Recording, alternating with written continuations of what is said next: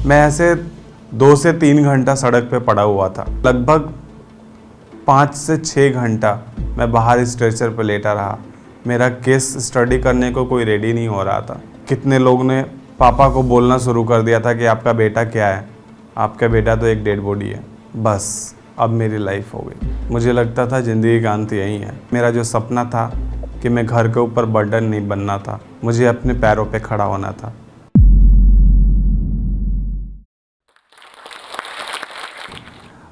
नमस्ते, मेरा नाम अजय राज है। मैं झारखंड के गढ़वा ज़िला से बिलोंग करता हूँ। मैं मेडिकल टर्म के हिसाब से 100% पैरालाइज्ड हूँ। मतलब कि गर्दन का नीचे का हिस्सा मैं बिल्कुल भी मेरे कंट्रोल में नहीं है, लेकिन मेरे सपने कभी पैरालाइज्ड नहीं हुए। जो मेरे सपने हैं वो हमेशा 110% स्ट्रॉन्ग रहे हैं और आज इस सपने के बदौलत ही मैं जो स्टॉक के मंच पे अपनी कहानी सुनाने वाला हूँ। मैं बचपन से पैरालाइज्ड नहीं था। मैं बचपन से आप जैसों की ज़िंदगी जी रहा था। मैं हंसता था, खेलता था, दौड़ता था, मैं बाइक चलाता था, मैं एक कराटा मैन था। मैं डिस्ट्रिक्ट लेवल पे कराटे खेला था, स्टेट लेवल में मेरा होने वाला था। तभी मेरा एक्सीडेंट हुआ। तब मैं 15 साल का था और 10वीं का एग्ज़ाम पास किया था। मेरे घर वाले बहुत खुश थे कि लड़का बड़ा हो रहा है और 10th पास कर गया है, तो हो सकता है घर की जिम्मेदारियां आगे चल के जल्दी संभालना शुरू करेगा। लेकिन कुछ पता नहीं था कि अगला कदम क्या होगा। 10वीं से 11वीं की ओर मैं बढ़ रहा था, लेकिन भगवान ने कुछ अलग सा रास्ता बना रखा था जो मुझे नहीं पता था। और एक रोज़ मैं अपने दोस्त के साथ, अब मेरे 3 दोस्त थे जो मेरे क्लोज़ थे, और मैं अपने दोस्त के साथ किसी दोस्त से मिलने गया था। आते वक्त ट्रक ड्राइवर ड्रंक किया हुआ था और सामने से हिट किया और मैं वहीं गिर गया। मैं ऐसे 2 से 3 घंटा सड़क पे पड़ा हुआ था। पास में एक मुझे याद है कि समोसे की दुकान थी। वहाँ से लोग दौड़कर आए भी तो कोई छूने को रेडी नहीं था। लोग देख के बस हट जा रहे थे। कोई रेडी नहीं था कि नहीं पुलिस केस हो जाएगा या कुछ हो जाएगा। जिस ट्रक वाले ने धक्का मारा वो भी भाग गया था। By luck, by God grace, उस दिन पुलिस राउंड करके आ रही थी। उन्होंने देखा मुझे और उन लोगों ने लेकर मुझे हॉस्पिटल में आए, जो गढ़वा का गवर्नमेंट हॉस्पिटल है। वहाँ पे जब मैं आया तो डॉक्टर अवेलेबल नहीं थे, लेकिन थोड़ी देर में डॉक्टर आ गए थे। उन्होंने बोला कि सबसे पहले एक्सरे कराना होगा क्योंकि ऐसे कुछ पता नहीं लग रहा है। मैं बेहोश था, मुझे नहीं पता था कि क्या हो रहा है मेरे साथ, नहीं हो रहा है। लेकिन मुझे बाद में पता चला कि मैं कुछ कुछ बोल भी रहा था जो मुझे आज तक याद नहीं आया कि मैं क्या बोल रहा था। और डॉक्टर ने मेरा एक्सरे किया तो उन्होंने बोला कि इनका गर्दन का हड्डी टूट चुका है, तो हमारे यहाँ तो कोई इलाज नहीं है, तो आप इनको पटना लेकर जाओ क्योंकि वहाँ पे एक अच्छा हॉस्पिटल है, वहाँ पे इलाज हो सकता है। डॉक्टर ने मुझे पटना रेफ़र कर दिया और बोला कि आप पटना चले जाओ लेकर इनको, जितना जल्दी लेके जा सकते हो। लेकिन जितना जल्दी नहीं था पॉसिबल, क्योंकि मेरे पापा मेरा डॉक्यूमेंट्स लेकर एक बड़े शहर में गए थे, रांची, जो कि गढ़वा से 250 किलोमीटर दूर है। तो पापा मेरे थे नहीं, घर में कोई इनकम करने वाला और नहीं था सिवाय पापा के। तो पापा मेरे 11th का एडमिशन कराने के लिए सारा डॉक्यूमेंट्स लेकर गए हुए थे और मैं इधर एक्सीडेंट कर गया। ऐसे में हम लोग को आज भी गढ़वा से पटना जाने के लिए सिर्फ एक ट्रेन है, पलामू एक्सप्रेस। शायद वो विरासत में मिली है। तो उसी ट्रेन से रात के 8:30 बजे मुझे ट्रेन में बैठाया गया। पापा के दोस्त लोगों ने मम्मी को पैसा दिया, कोई 10,000, कोई 20,000, कोई 5,000, ऐसे करके पैसा इकट्ठा करके मम्मी ली और मम्मी मुझे लेकर पटना आई। पापा रास्ते में मिले, पापा भी साथ में पहुँचे पटना। तो मैं पहुँचा पटना और पटना में एक नर्सिंग होम में एडमिट हुआ। और उस नर्सिंग होम की खासियत या बुरी बात जो भी बोलो, कि वहाँ पे सिर्फ 2 रूम हैं और जो डॉक्टर है वो पॉलिटिशियन था। तो उसको बस पैसे बनाने थे मुझे रोक के। उसने मुझे एडमिट तो कर लिया, उसने मेरा एमआरआई तो करा लिया, उसको पता हो गया कि मुझे चोट क्या लगी है, लेकिन वो बस एक ही बात बोलता था। वो ये बोलता था कि आपका बेटा लाइफ में कुछ भी नहीं करेगा और चल नहीं सकता और कहीं इलाज नहीं है, जो इलाज है वो मैं ही करके दूंगा आपको। पापा को सुन के ये सब बहुत हैरानी हुआ था, क्योंकि पापा की उम्मीदें थे कि मैंने अपने भाई को पढ़ाकर इंजीनियर बनाया है, तो मैं अपने बेटा को उससे ऊपर लेवल पे लेकर जाना चाहता हूँ। उनको क्या पता था कि बेटा को स्पाइनल कॉर्ड में चोट लगेगा और बेटा व्हीलचेयर पे आ जाएगा। पापा बहुत रो रहे थे, पापा मम्मी सब हालात बहुत ख़राब थे, बहुत रो रहे थे। और मुझे तो पता ही नहीं था, मेरे तो गर्दन में इतना दर्द होता था कि मैं गर्दन उठाने का प्रयास तो कर रहा था लेकिन उठता नहीं था। तीसरे दिन जब डॉक्टर आया मेरे पास, तो डॉक्टर से मैंने पूछा कि मैं कब तक ठीक होऊंगा। डॉक्टर ने बोला अभी कम से कम 15-16 दिन देखेंगे, फिर हम आपको बताएंगे। मैंने बोला 15-16 दिन? पागल हो आप? 15-16 दिन ऐसे बेड पे रहूँगा मैं? नहीं, मुझे नहीं रहना। मैंने पापा को बोला किसी और जगह लेकर चलो, मुझे बहुत दर्द हो रहा है गर्दन में। और उस डॉक्टर ने ट्रेक्सन लटकाया था 8 kg का, और मेरे गर्दन को बोला था ऐसे स्ट्रेट रखना है, ना ऐसे हिला सकते हो ना ऐसे हिला सकते हो, कुछ भी नहीं। और बहुत दर्द होता था, मैं थोड़ा सा भी इधर उधर हिलाता था तो बहुत बहुत तकलीफ़ होती थी। और जब डॉक्टर ने बोला 15 दिन, तो मैं और रोने लगा। पापा मुझे चुप कराते थे, रोते थे।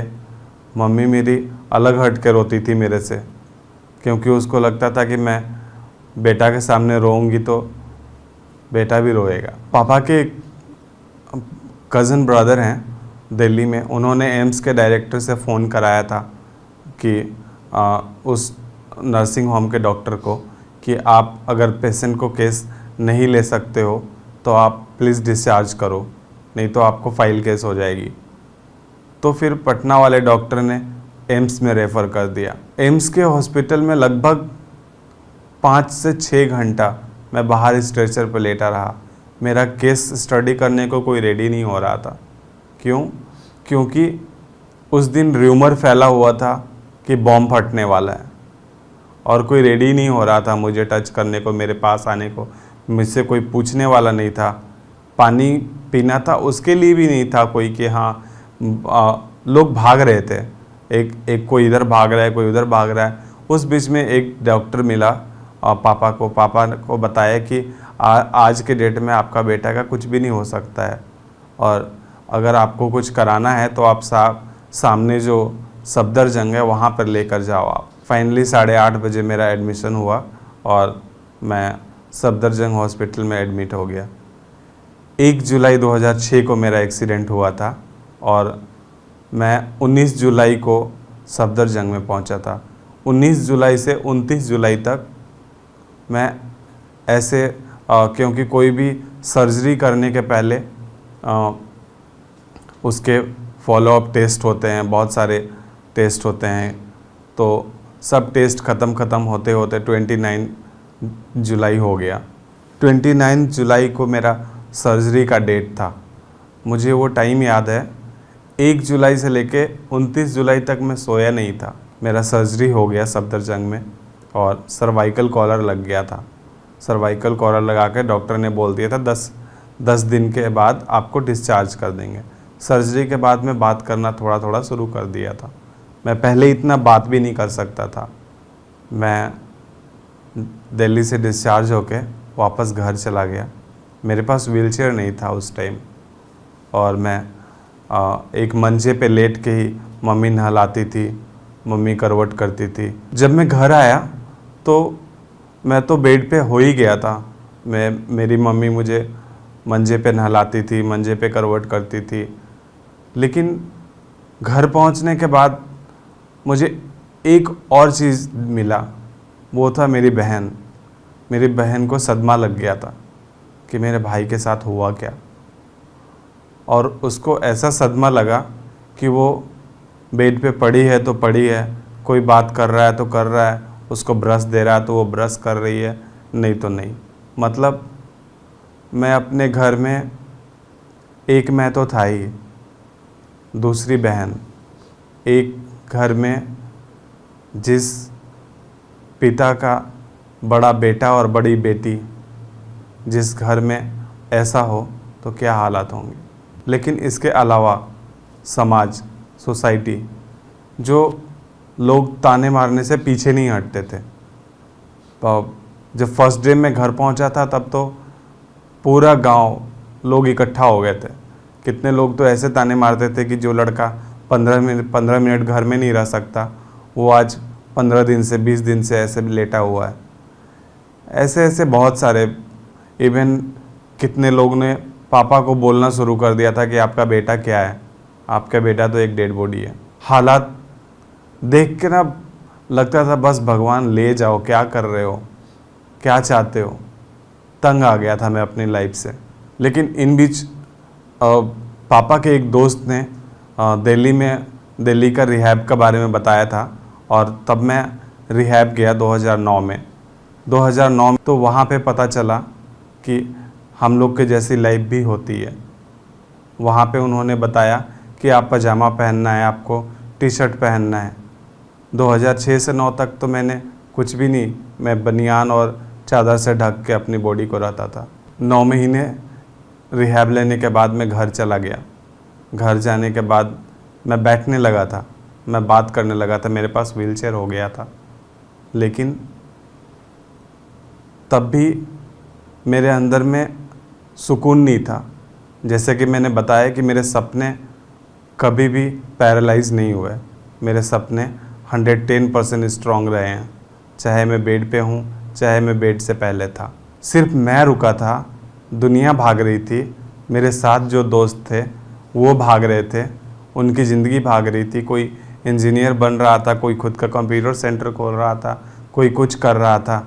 लेकिन मैं सिर्फ बैठ के व्हीलचेयर पे हाथ धर के बैठ के इंतज़ार कर रहा था कि थोड़ा सा कुछ इम्प्रूवमेंट होगा तो मैं कुछ करूं। लेकिन मेरे से सब्र नहीं हो रहा था। मैं बाहर के लोगों को देखना चाह रहा था। मैं बाइक चलाता था, मुझे था देखना था कि लोग बाइक चलाते कैसे हैं। तो मेरे मन में बाहर निकलने का जिज्ञासा हुआ और मैं रोड पे बैठना शुरू किया।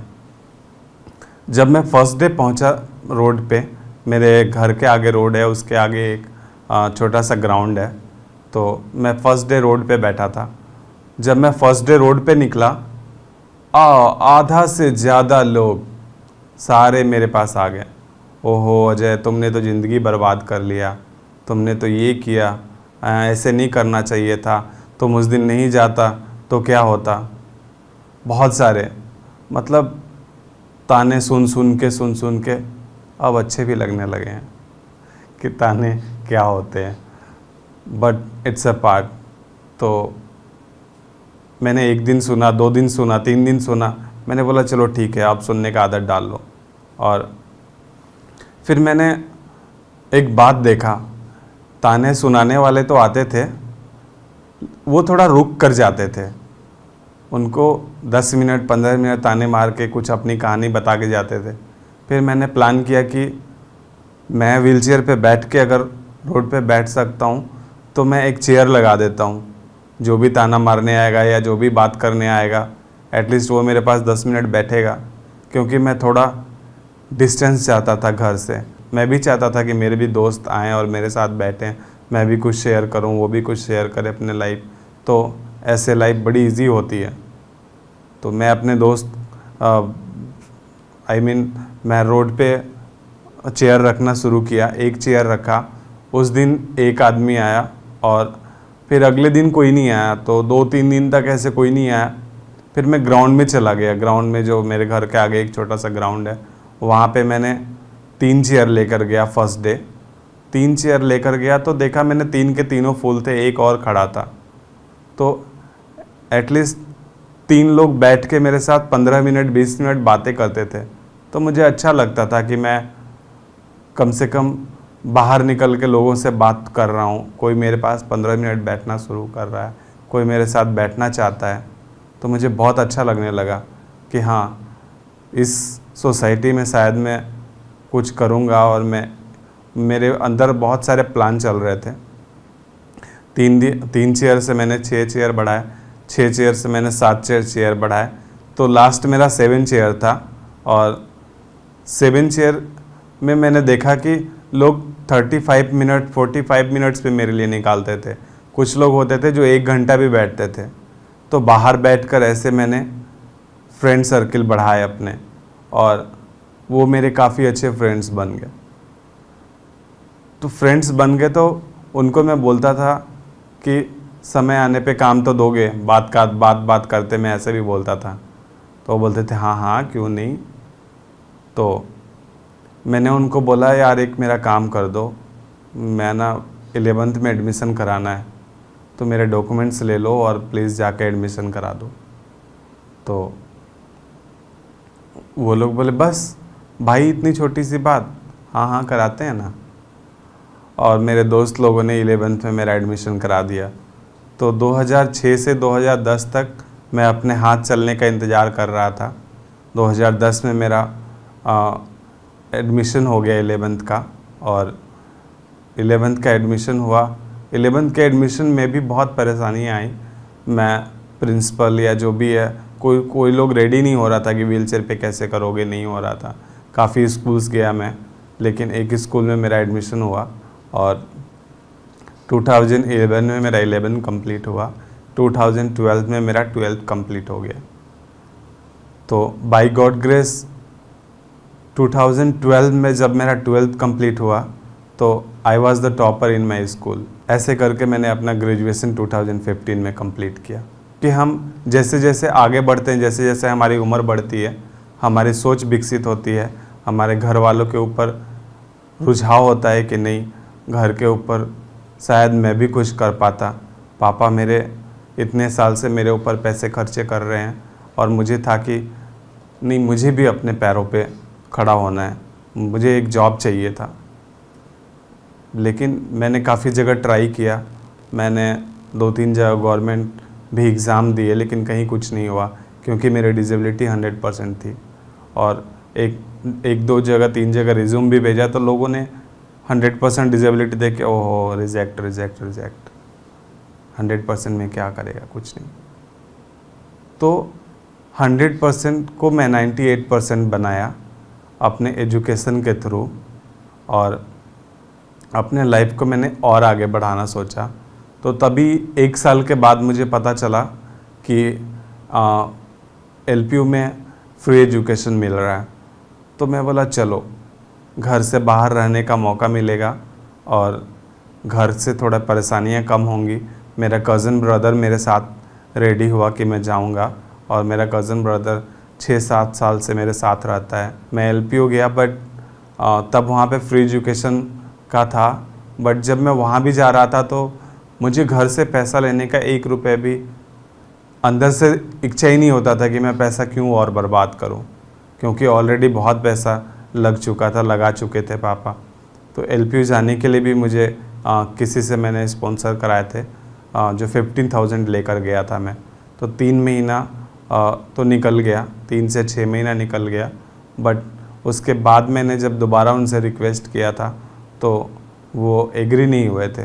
तो मुझे फाइनेंशियल कंडीशन ठीक नहीं थे, तो वापस मुझे घर आना पड़ा, LPU छोड़ दिया मैंने। तब मुझे लगा कि बस अब मेरी लाइफ हो गई। मुझे लगता था ज़िंदगी का अंत यही है। घर आने के बाद एक तो लोग ताने मारते ही थे कि ज़िंदगी बर्बाद कर लिया और दूसरा ताना शुरू हो गया था कि कब जाना है वापस, क्योंकि लोगों को पता चल गया था कि मैं LPU में पढ़ रहा हूँ। तो लोगों का क्वेश्चन यही था कि वापस कब जा रहे हो, कब ज्वाइन कर रहे हो। तो मेरे पास उसका कोई जवाब ही नहीं था। मन करता था बस ज़िंदगी यहीं ख़त्म कर लूँ। इस बीच में मैंने एक बार पॉइज़न भी खा लिया था, sorry, I am not sharing that कि कैसे खाया मैंने, बट मैं हार गया था ज़िंदगी से अपना। मुझे था कि बस ज़िंदगी ख़त्म कर दूँ, नहीं चाहिए अब। ग्रेजुएशन करके मास्टर डिग्री के लिए गया भी तो वहाँ पूरा नहीं हुआ, तो मैंने बोला नहीं, मैं कुछ नहीं करूँगा अब, बस जो होगा भगवान के नाम पे छोड़ दो। और मैंने छोड़ दिया।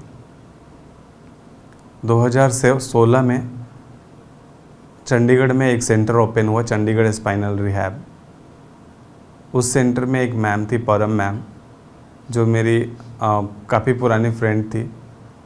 तो बीच में जब मैं एलपीयू था तो चंडीगढ़ स्पाइनल रिहैब आया था 1-2 बार, और मैं देखा था कि यहाँ पे काफ़ी जो ज़िंदगी है वो काफ़ी डिफरेंट ज़िंदगी है। यहाँ पे व्हीलचेयर वालों को जॉब भी मिली, और इंडिया में शायद ही ऐसा कोई सेंटर है जहाँ पे व्हीलचेयर वालों की इतनी इज्जत है, जहाँ चंडीगढ़ स्पाइनल रिहैब में है। तो चंडीगढ़ स्पाइनल रिहैब से मुझे ऑफ़र आया था माउथ पेंटिंग के लिए, तो तब मैं माउथ पेंटिंग करता था। उन्होंने मुझे दूसरे दिन बुलाकर बोला कि बेटा अजय, मैं नहीं चाहती हूँ कि आप घर के एक कोने में रहो और अपनी लाइफ को रोको। आप क्या करना चाहते हो मुझे बताओ, मैं आपकी हेल्प करूँगी। अगर आप एलपीयू जाना चाहते हो तो मैं स्पॉन्सर करने को रेडी हूँ, आपकी एजुकेशन मैं पूरा कंप्लीट कराऊँगी।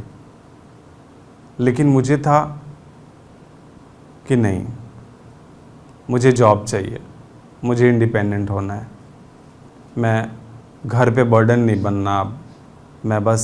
मुझे था कि घर से बस मैं 2 रुपये भी कमाऊँ, जहाँ भी कमाऊँ, जैसे भी कमाऊँ, अपने दम पे जीना चाहता था मैं।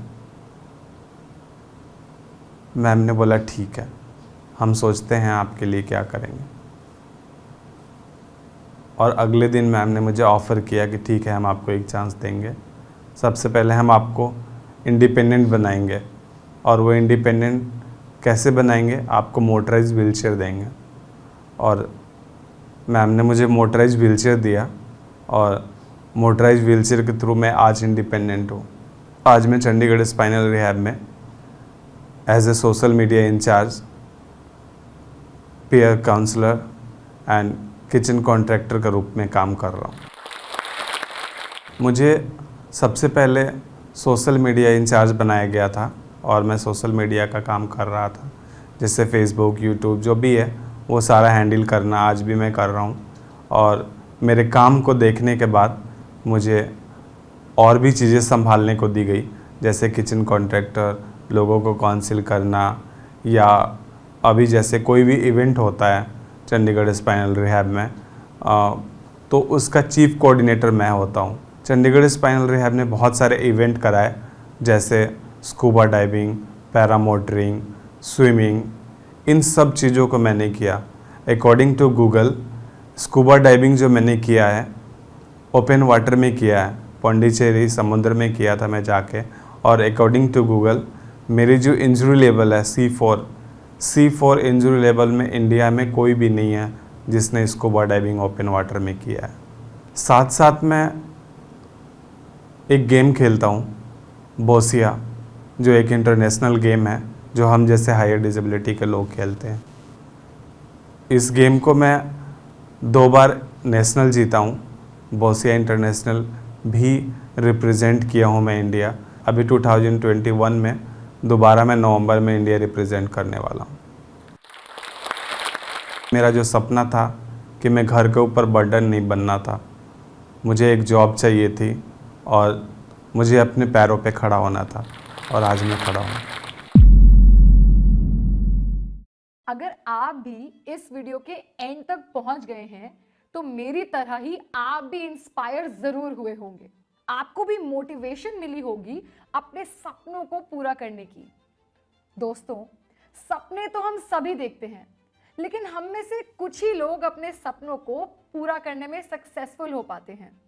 मैं आपको बताना चाहती हूं कि जो भी इंसान अपने गोल्स को अचीव करने में सक्सेसफुल होता है, उन सभी में कुछ कॉमन स्किल्स होती हैं, जैसे कि अच्छी कम्युनिकेशन स्किल्स, जो कि स्पोकन इंग्लिश से आती हैं, और दोस्तों, हम सभी इस स्किल को मास्टर करके अपनी लाइफ में आगे बढ़ सकते हैं जोश स्किल्स ऐप के साथ। इस ऐप में हम 1 by 1 वोकैबुलरी के नए वर्ड्स, ग्रामर प्रैक्टिसेस, रीडिंग और राइटिंग प्रैक्टिसेस के साथ साथ अपने जैसे अन्य हजारों स्टूडेंट्स के साथ ऑनलाइन इंग्लिश में लाइव बात करके अपनी इंग्लिश को वर्ल्ड क्लास बना सकते हैं। आज ही अपनी सक्सेस की तरफ पहला कदम लें भारत के नंबर 1 स्पोकन इंग्लिश ऐप जोश स्किल्स के साथ।